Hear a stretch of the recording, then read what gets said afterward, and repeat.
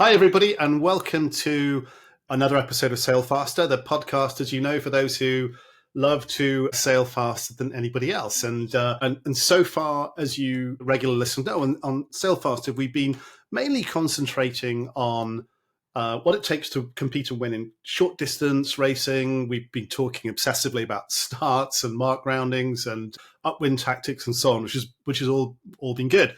But today, we're going to talk about the other extreme of sail racing. We're talking about the Vendee Globe and non-stop, unassisted, single-handed, round-the-world racing. And I can't think of a better person in the world to talk to about this than today's guest, my fellow Brit, Pip Hare. So, Pip, welcome to Sail Faster. Thank you so much for joining us at what is an unbelievably busy time for you.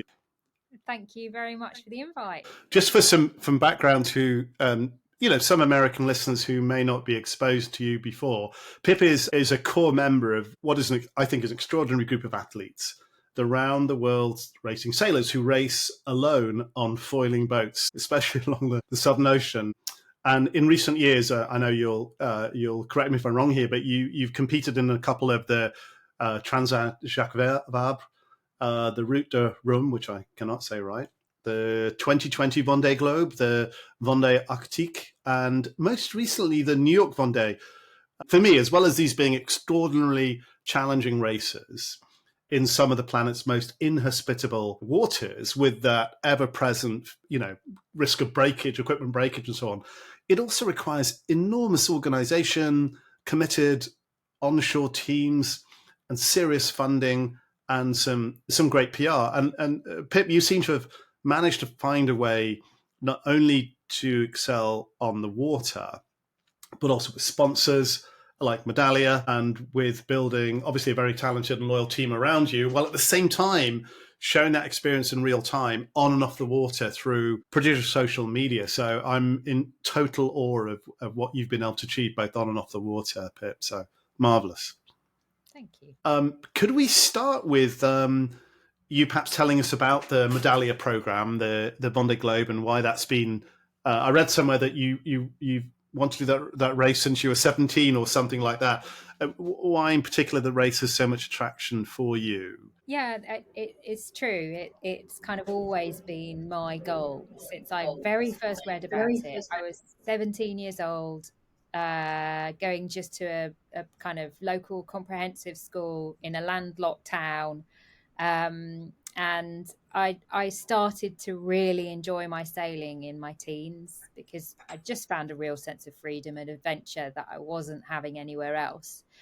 And I looked in a sailing magazine, and I was already kind of deep into lots of books about the Whitbread, about the round the world adventures, these incredible boats, massive teams. And that was already kind of piquing my interest. And then I came across the Vendee Globe race, which was the same concept as the Whitbread, a full on round the world race in big, powerful ocean racing yachts. But it was nonstop, it wasn't in legs, and it was solo. And for me, I just looked at it and thought, okay, that's the hardest thing you could do in the whole world of sailing.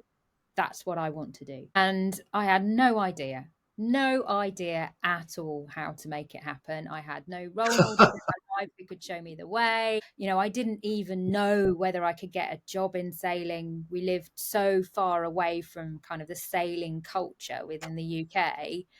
But I just decided I was going to make it happen. It did take me 30 years, but I eventually got to the start line. What were those first few steps? Because you have been a professional sailor for a while, right? Yeah, that's true. So I left school at 18, and I just took myself, found out where kind of all the work for sailors was, which was down on the south coast of the UK, and I just moved myself down there. I got a job as an apprentice with a sailing school. I got my skipper's ticket when I was 19, just turned 19, and I started working. And the idea was kind of I would just gain experience. I would try and meet people. I would try and kind of find my way into the racing world.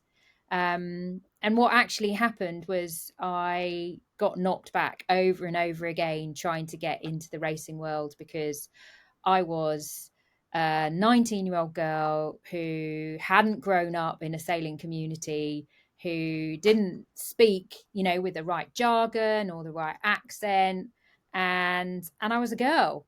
And in the 1990s, participation in inshore and offshore racing by women was less than 2%.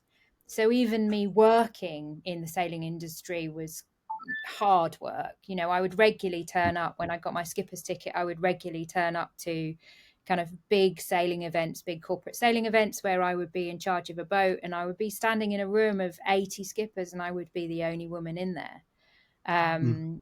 and a young one at that. So the world of sailing didn't really the world of racing didn't really open up to me like I imagined. So kind of I'm not one to stick around being ignored. So I just thought, okay, I'm just going to go and get as much experience as I can. And in my very early 20s, I kind of just went and decided I would try everything out there kind of in the world of sailing for a job. So I went to the Caribbean. I worked on super yachts. I quite quickly decided I didn't want to be a stewardess. I didn't want to clean boats. I did a delivery to New Zealand, ended up living in New Zealand and running adventure charters down there. I just kind of did as much as I could. And by the time I was kind of 22, 23, I had gained a lot. I think I'd sailed over 100,000 miles already by the time I was 22 or 23. And Wow. all the time, just soaking everything up. Every skipper I sailed with, I learned from them. I learned how to fix engines. I learned how to astronavigate. I learned how to manage big boats. I watched them. I just drank as much as I could. And of all the while, I guess expecting that if I kept representing myself to the racing world, and now I've been away and done that, I've got all this experience now, and I've done that somebody would just go, oh yeah, welcome aboard. It just didn't happen, and it didn't happen. And I think, the older I got, I started to kind of get a bit despondent, probably because I think I had imagined that I would be able to feed into some sort of program that delivered me towards the world of offshore racing, and it just wasn't there. And then I realized in my mid-30s that I was going to have to make it happen. And so I thought very hard about what it is I wanted to achieve. I'd done a lot of offshore racing as part of a crew. I'd done inshore racing, I'd done match racing, I'd done dinghy racing by then. I was starting to get experience, but no entry into these top level events. So I had a big think about what it was I wanted to do. And I was still very, very sure that the Vendee Globe was my goal, because it still seemed to me the hardest race in the world of sailing ever. Never sailed a day solo on my own. By the time I'd reached the mid-30s, I'd never sailed a day solo, but I was pretty sure that I could. So I thought, okay, what have I got? How can I make this happen from here, from a standing start? And at the time, I was actually living on a lightweight 395, it's like a 39-foot racer cruiser, kind of like the first 40 of the 90s. And that was my home. And I realized that the Ostar, which is a solo race from Plymouth to Newport, Rhode Island, the All-Star was happening in 2009. I had a boat that would qualify to race in the All-Star.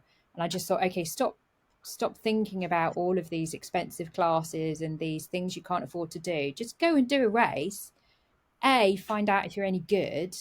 B, find out if you actually like it. So that's what I did. I did the All-Star. I absolutely loved it. And that kind of set me off then on a path to the Vendée. And I mapped out a performance pathway to get me from eraser to IMOCA sailor. Every step I took, I had to generate the funding, I had to find the boats, I had to manage my own race campaign, I had to train myself, kind of, establish my goals and all of that. And every time I finished one of those steps, I asked myself 3 questions. Do I want to do more? Am I capable of more? Have I got the energy to do more? And every time it was yes, yes, and yes. And eventually 10 years or 12, 10 years after, 10 years after I did the All-Star, I found myself chartering a knackered old IMOCA, which is the class Mm. of boat you use to race in the Vendée. Absolutely knackered it was. But it was Mm. available, and I took out a £25,000 loan. I opened a crowd fund, and I single-handedly started a Vendée Globe campaign with 2 years to make it work. And I've never worked so hard in my life, ever. In my first year, we turned up. So, kind of to put it in a bit of perspective for your listeners that don't know the event, the IMOCA class and the Vendée Globe, the kind of 4 year cycle is, if you think of it like Formula One motorsport. So, there's a massive investment in a highly technical, incredibly advanced piece of kit. You've got a range. You've got the state of the art boats that are just launched down to boats that are 20 years old racing. But the teams that race at the top of this bracket, they would be about 40 team members to cover a massive range of competencies within the team. Their budget is about 20 million euros for a 4 year cycle. Mm. And then you have a sliding scale all the way down. And in my first year trying to qualify for the Vendée, I did 3 international races supported entirely by volunteers. Some people I'd never met before just saw that what I was doing on social media and came and helped me. I had a crowd fund, and I did the whole year, which qualified me for the Vendée Globe on £150,000, raised month by month and supported by volunteers. And we finished every race and we were never last.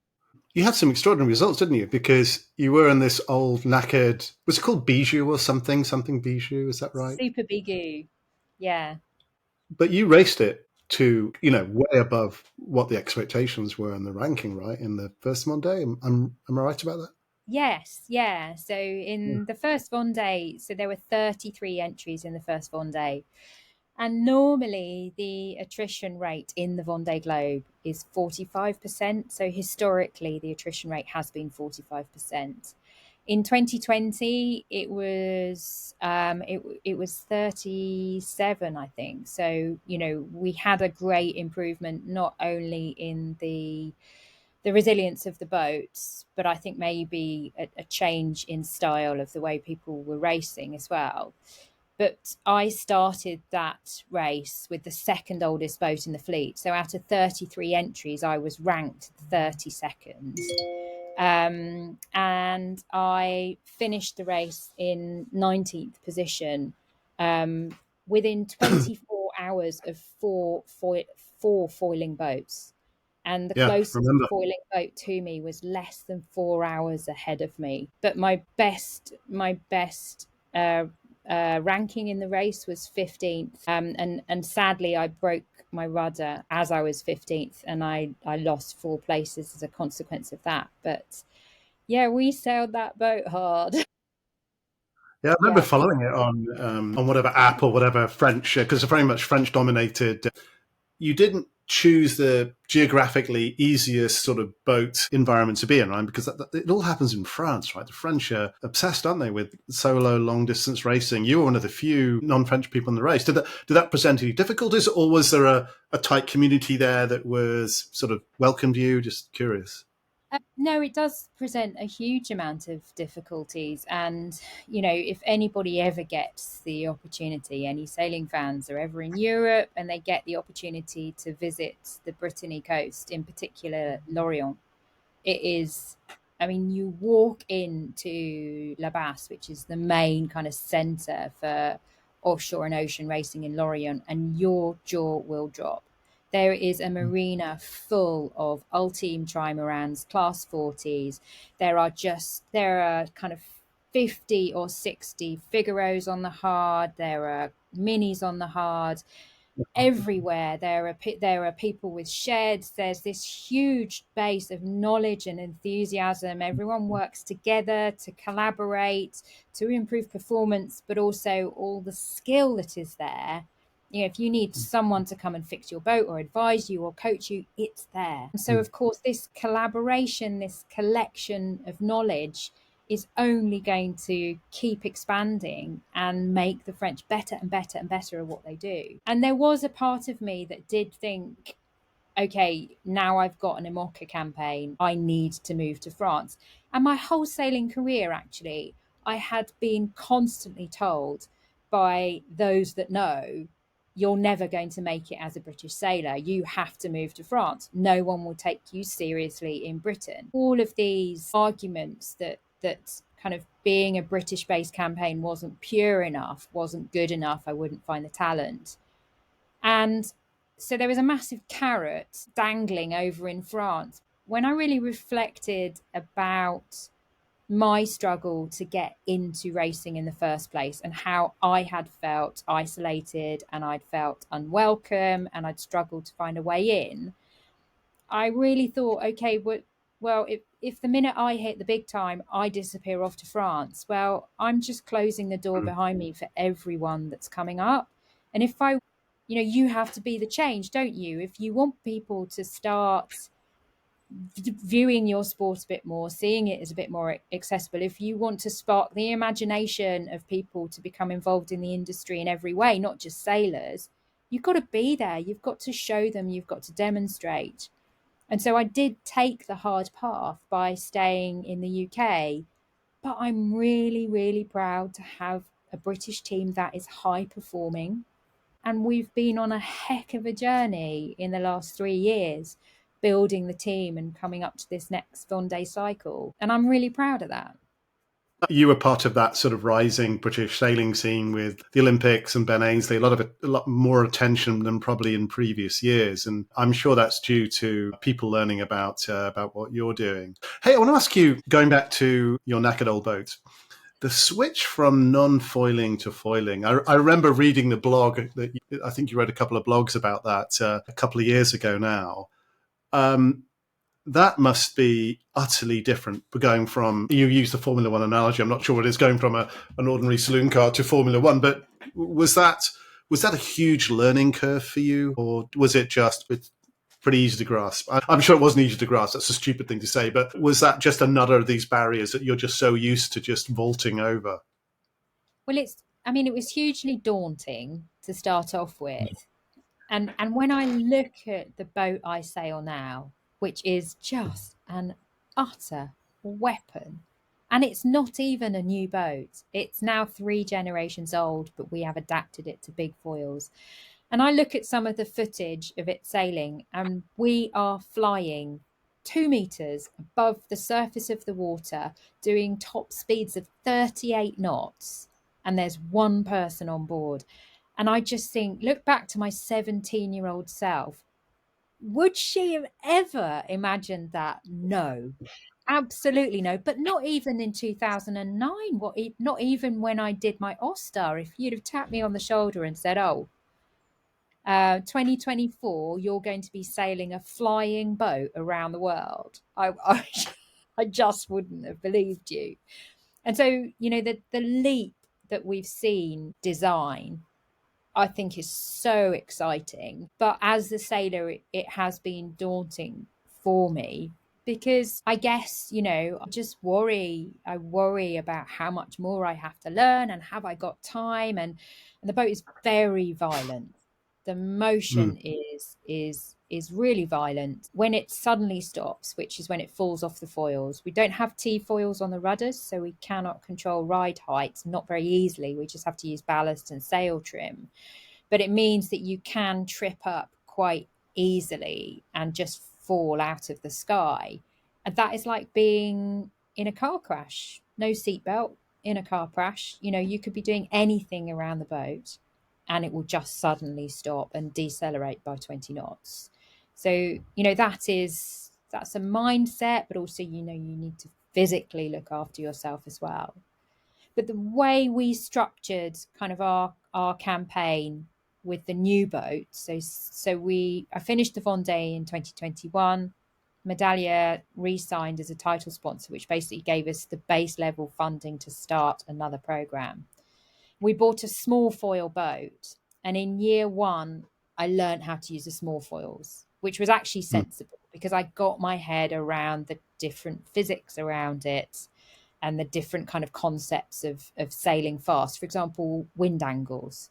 You're always, much like in kind of like a high performance dinghy, you don't really ever sail upwind. You're always slightly off the breeze because your VMG is so much better if you're going faster at a lower angle. So it's things like that. And I learnt that with small foils, where it was a bit more manageable, a bit less scary.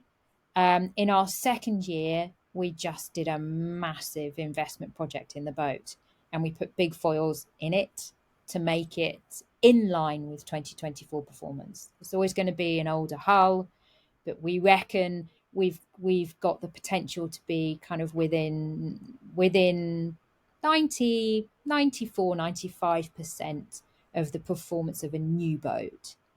Mm. And then I had to learn to sail with the big foils. So I kind of broke it up into manageable chunks.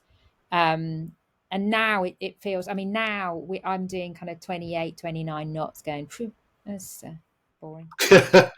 So the difference between having big foils and the small foils, do they enable you to ride higher at the water? Do they enable you to ride at lower wind speeds? What's the performance difference? Yeah, so the foils, kind of the way the foils work, what people are asking from the foils has changed slightly over the three generations that we've seen them. And now kind of the when you look at the boats with foils, when you look at them in the dock, the foils are retracted into the boat and you can see the shape of the foils. And the shape that you see there dictates kind of how quickly you will lift out of the water. So the aggression of the up curve in the foil kind of dictates whether you're going to be good running or whether you're going to be better reaching. And Mm. then the part of the foil that's inside the boat, as that comes out, that pushes rather than pushing the foils away from the boat, it pushes the foils down. And so that is your ride height. And effectively, we can control that. So I will set my foils at kind of 95% or 65%. If it's a really rough sea and I'm reaching, I might only use 60% foil. But if it's downwind VMG, everything's lush, I might use 100%. So that's And our that's ride ride height. height. Is that Yeah. 100% gets you out of the water? Yeah, higher. Yeah. Yeah, 100% would lift you kind of 2.5 meters clear of the water. Yeah. 10 foot, right? So, your results, if I look at them as just, from an outsider's point of view, you're getting closer and closer to the front of the fleet. Do you think you have better routing decision going on, better software, or is it just So the accumulation of you getting used to everything that goes into this boat? it's definitely an accumulation, and it's not just me, it's the team. We are constantly working on, so a massive function of doing well in these races is actually the boat staying in one piece and the boat not breaking, or when the boat does break, your ability to fix it, or your level of redundancy. And that's a hugely important thing that my team are working on in the background all the time. And of course for the Vendée, it's absolutely mission critical. But we are constantly kind of, after every training session and every race, I will sit down and debrief with my team, and we go through the entire boat inch by inch, and we talk about what worked, what didn't. We're working with rope manufacturers to make sure that we've got the right covers, that we've got the right diameter lines, and we're constantly looking at the angles that lines are coming through blocks to reduce friction. I'm working with sail makers, so I'm allowed to take 8 sails on the Vendée, and I specify what range each sail goes on. So those choices are quite critical as well, and they're very much adapted to me and my sailing style and my strengths, and also my keenness to change sails or not. But we analyze everything, so we're collecting data all the time. We're looking at our relative polar percentages. We're looking at the autopilot settings were, do we need to be, the sea state was a bit crossed here, so do we go better if we're slightly bow up? Should we have ballast in there? So there's this constant, never ending feedback circle all the time. And then for me personally, I think it's about being meticulous, never being lazy, never taking the easy option. If you think about something, you do it. You don't say, oh, it'll be fine. And I think in terms of the routing, we pretty much all use the same routing package. We all use a piece of software called Adrena. Not many people use anything else. Some people use Expedition. I use both. So we're all kind of on the same platform. But the difference in the routing is about your appetite for risk, your ability to understand the theoretical performance of the boat and match it. And I think I found in some races that my appetite for risk is maybe slightly greater than some of my competitors. And that will kind of push me to just go a little bit further into a depression, or to go out. I know in the Route du Rhum, I went from 90 by opting to go through a fourth front. The rest of the fleet was kind of, we just need to get south and get out of here. And I saw an opportunity to cross a fourth front. And I took it, and that allowed me to jump 10 places. So it's that kind of aptitude for risk. But again, on the Vendée, that will change. You can maybe take more risks on a transatlantic. For us is 10 days. So you can take more risks on a 10-day race. But, at the start of a 3-month round the world race, your appetite for risk is going to be slightly different. Lower, you mean, because you want to preserve your equipment? Or? Yeah. I mean, the stakes are really high. So I think you're constantly, you've got this. I manage with I kind of split my vision, is how I describe it. So I've always got one eye on the finish, and I can't see the finish. I can't see the finish until 2 days before the finish. So I've got this eye beyond the horizon, which is just okay, well, to finish first, you first must finish. It is as old as the hills, and there's no unique wisdom there, but that has to underlie everything. And then I'm looking at normally a 5-day goal, and then a 24-hour goal. And they will be driven by weather, by my circumstances on the boat, by how good I'm feeling, by how close my competitors are. And you're kind of balancing those three objectives all the time. What's your goal for this November's? So my boat, despite having put some big foils on it, the fleet, there are now 40 entries in the Vendee Globe, and Wow. 13 of them are new builds, which is incredible. And then there are the 2020 generation boats, which are 1 generation old. And then there are the 2016 generation boats like mine, all of which have now been upgraded to big foils. But theoretically, I am still 17th on paper because of the age of my boat. But my objective is to finish in the top 10. It's to outperform my boat and to finish in the top 10. So Medallia is your main competitor, sponsor. By the way, look, the boat looks beautiful with that, the blue and the Medallia brand. And as I said to you before we started this, I was actually a corporate customer of Medallia. It's a great company. Are you done for sponsorship, or do you constantly look for additional ones, or what's your sponsorship search look like?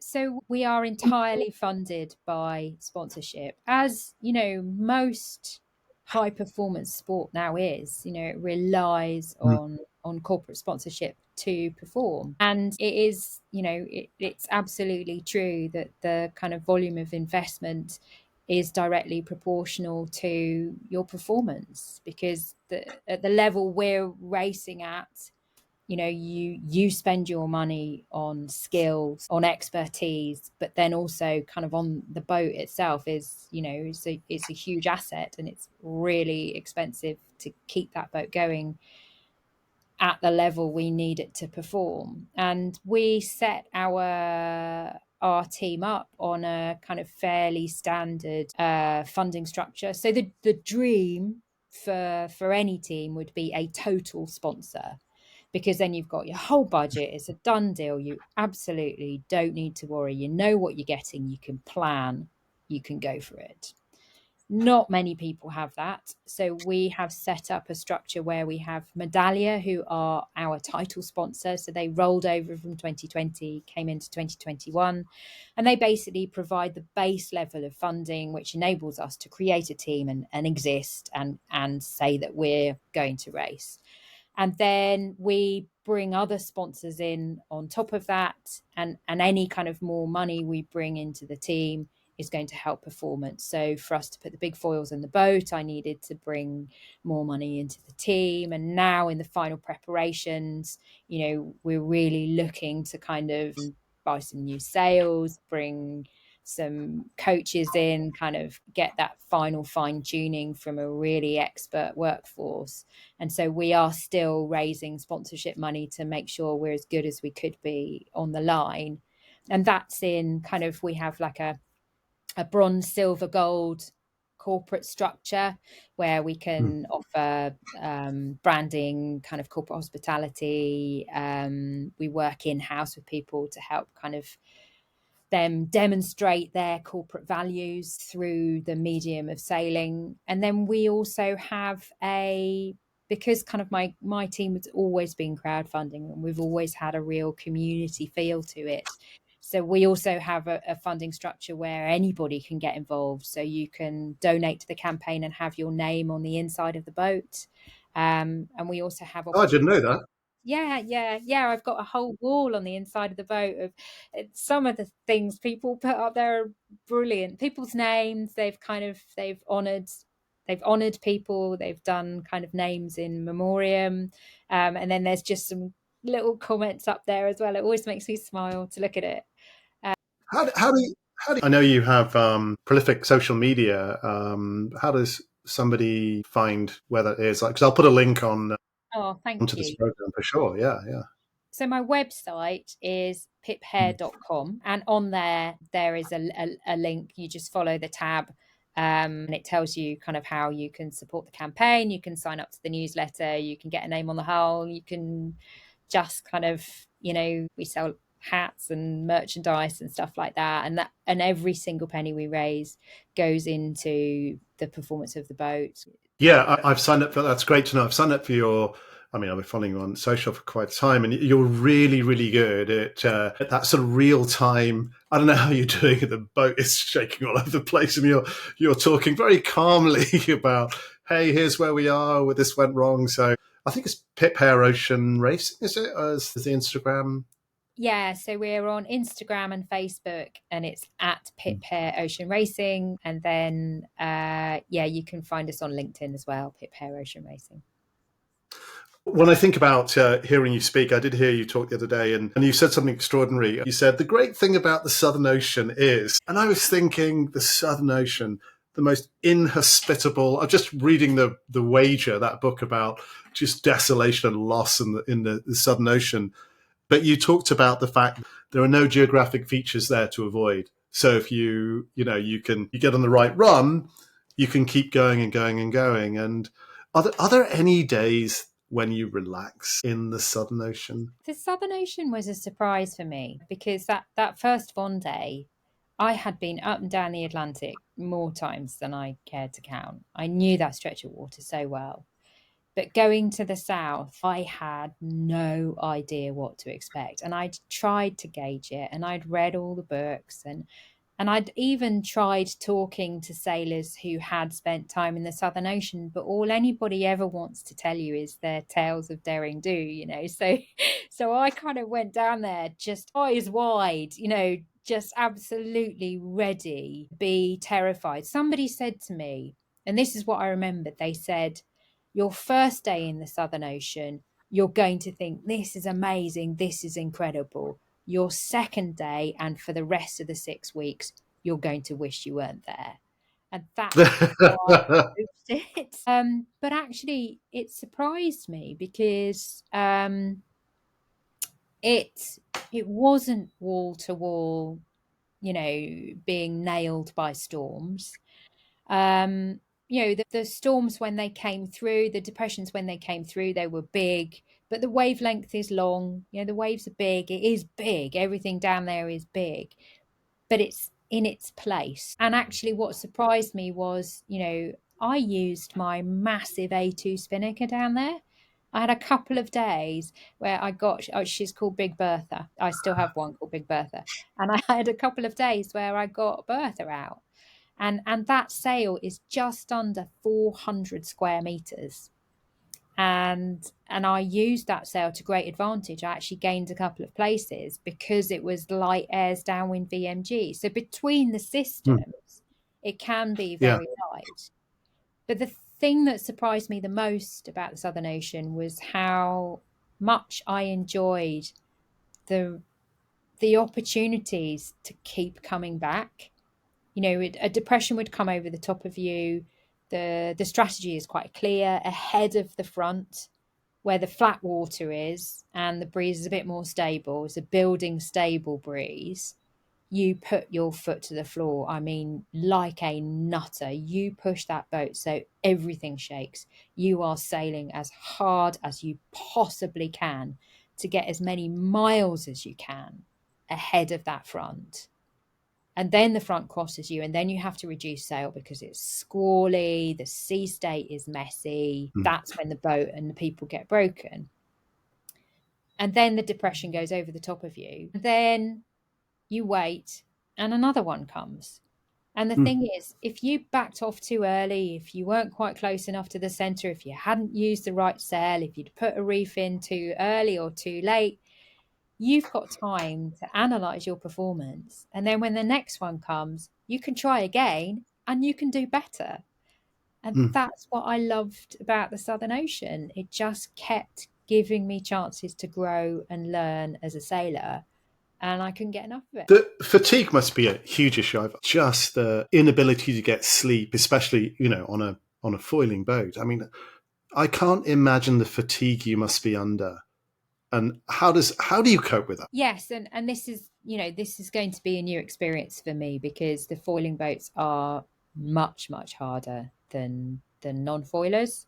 And it's a combination of the movement, I think probably the anxiety and fear levels, because it is frightening to be trying to sleep on a boat that's doing 30 knots hurtling through the dark. I mean, I can't imagine. not really anything in your brain that says, yeah, this is sensible, go to sleep. So, but also the noise is incredible. So much so that many of my competitors wear noise cancelling headphones constantly. So yes, you are. And then on top of that, you're on a boat that is physically exhausting to sail. You are in a race, so you can't just switch off for huge amounts of time. If you care about your result, then sometimes it can be very hard to switch off your competitive spirit enough to sleep. But you just kind of have to become incredibly self-aware and incredibly honest. And in any given moment, you need to kind of scan the boat and scan yourself and just ask the question, what is the most important thing that I could do now? And if the most important thing I could do is sleep, then that is what I have to do. Because if I don't sleep, I'm going to make bad decisions. I could injure myself. I could damage the boat. I'm not going to sail fast. And so there's this constant question in your head. Do I need to sleep? Do I need to sleep? And you sleep little and often. You just grab as much sleep as you possibly can, but in 10, 20-minute bursts. When we get out into the open ocean, we can start to take kind of 2-hour sleeps. So we get that deep sleep in. But in the last Vendee Globe race, I think I only slept for longer than 40 minutes, about 10 times over 3 months. I just can't imagine that. The mental resilience and the way of coping with that, is that something that comes naturally to you, or did you have any additional sort of training in anything like that or help in that? No, I've built my own tools and techniques myself. And I think that's largely because, as I said before, I had to kind of make my own performance pathway. And, I was always struggling for funding, and every penny I ever got always went to my boats. They never went to me.